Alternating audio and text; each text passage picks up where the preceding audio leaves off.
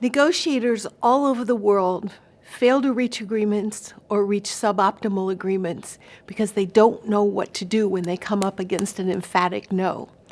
I learned to turn an emphatic no into a yes by understanding my own interest and understanding the other party's interest when I was negotiating for pumpkins in France. Now, interest is a term we use in negotiation, and it means the motives, the concerns that are underlying that emphatic no.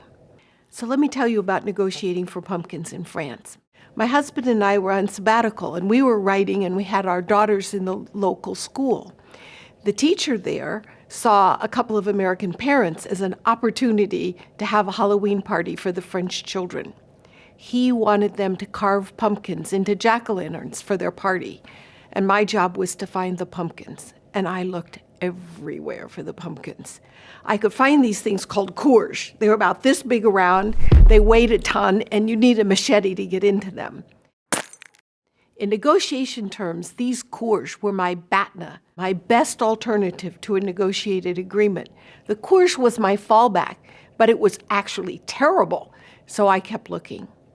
Finally, I found a farm stand that had pumpkins. A woman, Madame Petit, came out of the back. I told her I was interested in pumpkins. She gave me the price, and I quickly accepted the price because my BATNA, those courges, was terrible. And then she asked me how many pumpkins I wanted. And I had 32 children, I quickly counted. She had slightly more than 32 pumpkins, but a lot of them were little. So I told her I wanted all of them. And as soon as I did that, she turned and starts walking away going, no, no, no. So I had to think really quickly about what my strategic options were to try to turn that emphatic no into a yes. One option was to offer her more money, but I didn't really think money was the interest underlying her no because she had given me a price and I had already accepted it. Another option would have been to ask her how many pumpkins she'd sell me, but I wanted a pumpkin for each child, so I thought that option wasn't going to generate a solution that was going to meet my interests. I also thought of explaining to her what my interests were, that I wanted to do the Halloween party for the Vanasque children. But I also didn't think that was going to get to her interests, just mine. So my last option was to ask her, why not? Why won't you sell me all your pumpkins? But then I thought, lots of times negotiators don't like to reveal their interests.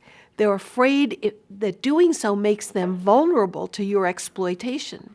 So I needed a fallback if she wouldn't answer my direct question. I knew I could make her an offer, and then maybe if she said no, we could engage in some conversation to understand what was behind that no.